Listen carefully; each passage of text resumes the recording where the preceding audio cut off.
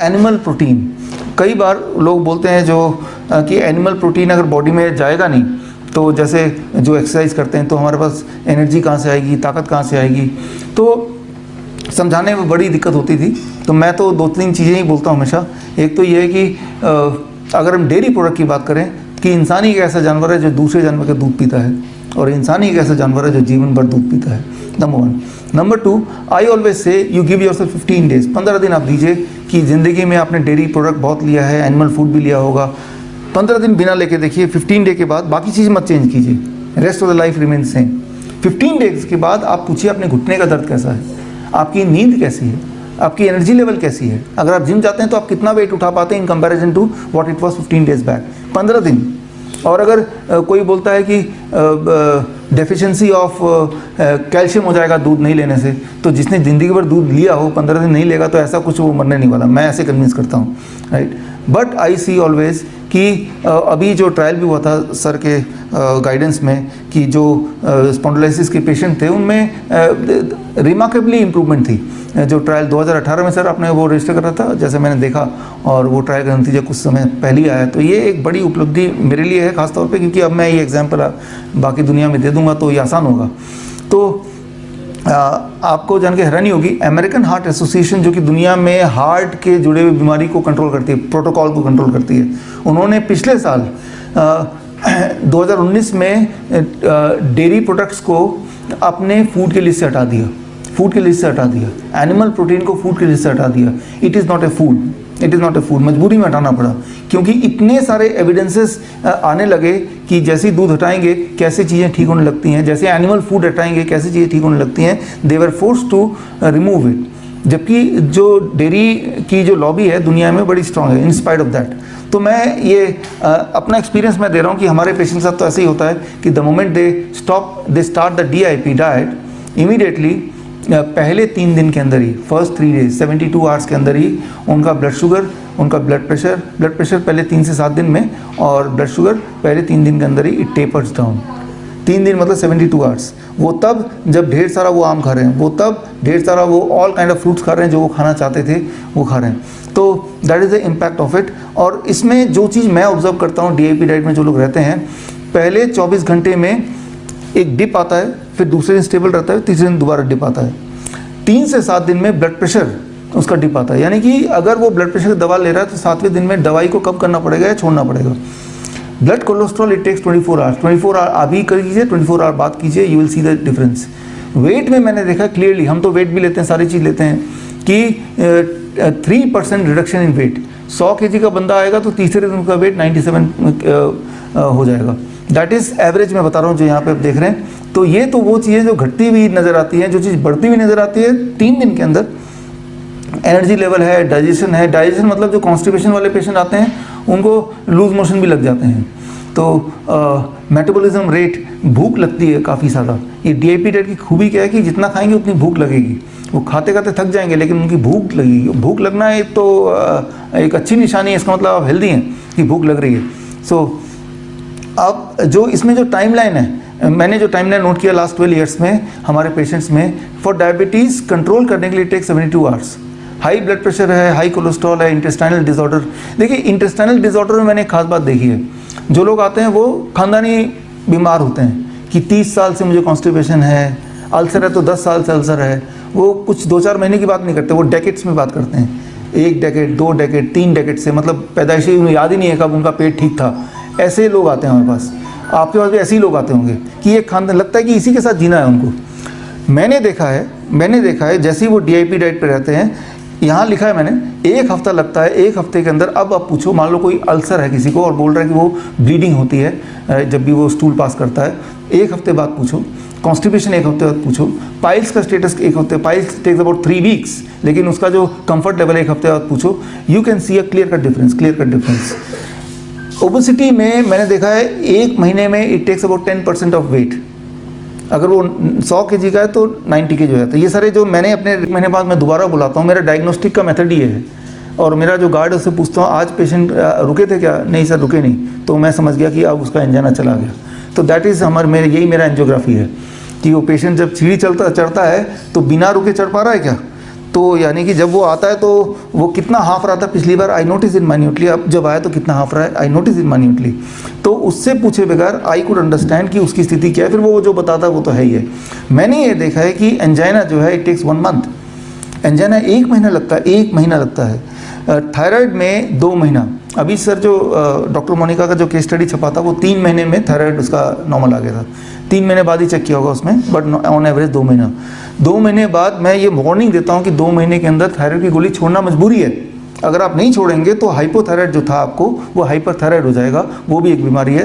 तो आप बीमारी को घटा नहीं रहे, उल्टा बढ़ा रहे हैं। तो मैं ये बोलता हूँ कि अगर थायराइड डिजीज़ है तो हर महीने आपको थायराइड चेक कराना है एंड अकॉर्डिंगली आपको मेडिसिन टेपर करना है, करना ज़रूरी है। कैंसर में, अस्थमा में, अर्थराइटिस में it takes average 6 months. Cancer में मैं एक केस स्टडी बता रहा हूँ ब्लड कैंसर का। अमंग ऑल द कैंसर जो लाइफ एक्सपेक्टेंसी है ब्लड कैंसर का सबसे भयानक, वो एकदम लोग मर जाते हैं as you know. So blood cancer में भी हमारे पेशेंट्स की रिकवरी हुई है। उसका जो केस स्टडी की बुक है वो मैं PDF देके जाऊंगा, वो पढ़िएगा।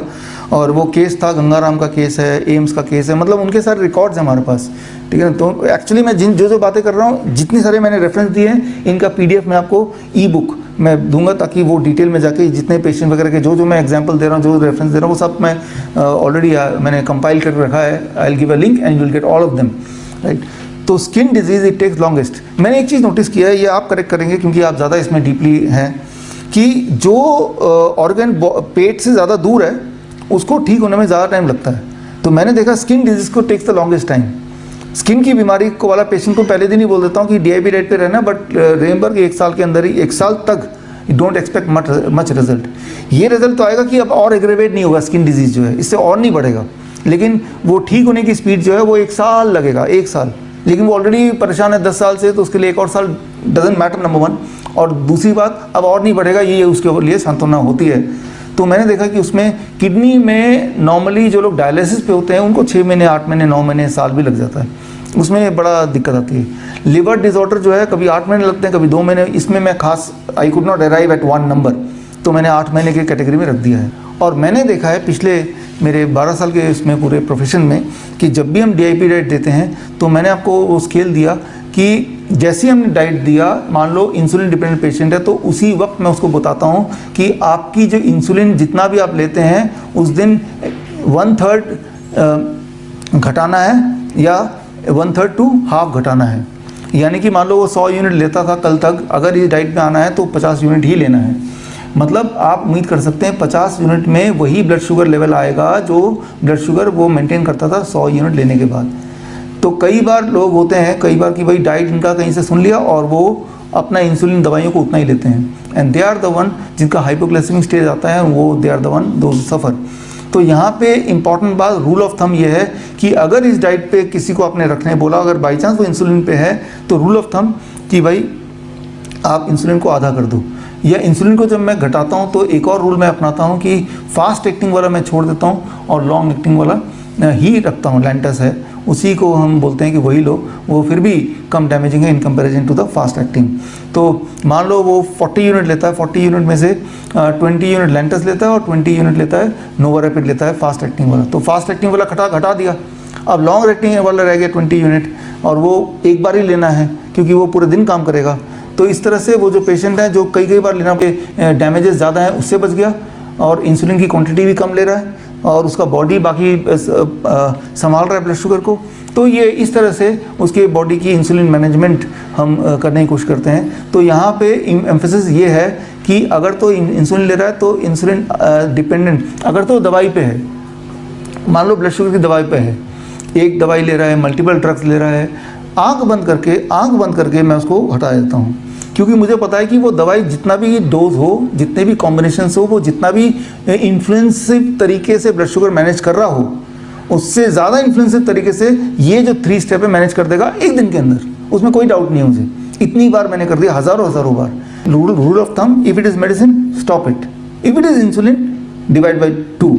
एंड फिर भी हम पूरे दिन में देखते हैं या तो 1/3 घटाना पड़ेगा या हाफ घटाना पड़ेगा। तो पहले दिन मॉनिटर करके देखते हैं, पता चल जाता है 1 दिन, 2 दिन या 3 दिन में कि how his body is behaving to that diet. Important सिर्फ इतना ही नहीं कि ये बॉडी इस डाइट पे क्या बिहेव कर रही है, इंपॉर्टेंट ये भी है कि वो कितना अच्छी तरह से डाइट ले पा रहा है, कहीं झूठ तो नहीं बोल रहा, राइट। तो हमने तो अपना दिमाग लगाया कि उसको आधी इंसुलिन की ज़रूरत पड़ेगी, जबकि असलियत तो ये कि वो डाइट ले भी नहीं रहा है और हमने इंसुलिन भी घटा दिया।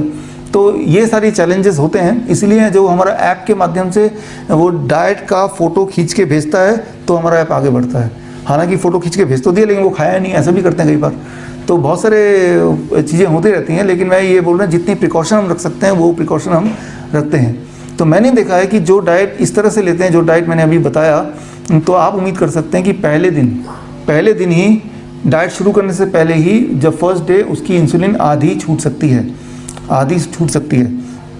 तीसरे दिन तक जो 50 है तो पूरी भी छूट जाती है, और वो टाइप 2 में ज़्यादा छूटती है। टाइप 1 का जो पेशेंट है, अगर 1 साल के अंदर मेरे पास आ जाता है 1 साल इंसुलिन लेते हुए, तो उनमें से 40% का 100% इंसुलिन छूट जाता है, 40% का।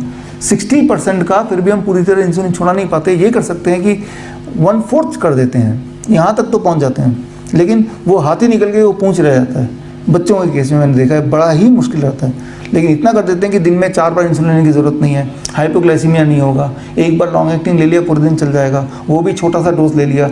ये सारी मेडिकल इमरजेंसी जो हर महीने होती हैं बच्चों को, वो नहीं होंगी, ऐसे हम मैनेज कर लेते हैं। बच्चों के साथ क्या है कि जैसे वो ग्रो करते हैं, तो if they are insulin dependent, तो उनका पेनक्रियास का साइज़ नहीं ग्रो करेगा।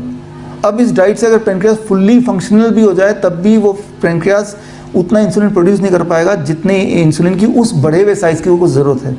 इसीलिए जो छोटे बच्चे बाद में आते हैं मेरे पास 2 साल बाद, 3 साल बाद, 7 साल बाद, और बोलते हैं कि क्या मैं इंसुलिन फ्री हो जाऊंगा, तो छोटे बच्चों के लिए मैं बोलता हूँ शायद नहीं हो पाओगे, लेकिन यह है कि 1/4 ही रह जाएगा, एक ही बार लेना पड़ेगा। बड़े लोगों में अगर वो प्रिंसिपली कर लेता है जैसा हम बताते हैं, तो 3 महीने में, 3 दिन से लेकर 3 महीने में इंसुलिन छूट सकता है, और छूट जाता है 3 दिन से लेकर 3 महीने में, इसके बीच में कभी, जो कि हमने देखा।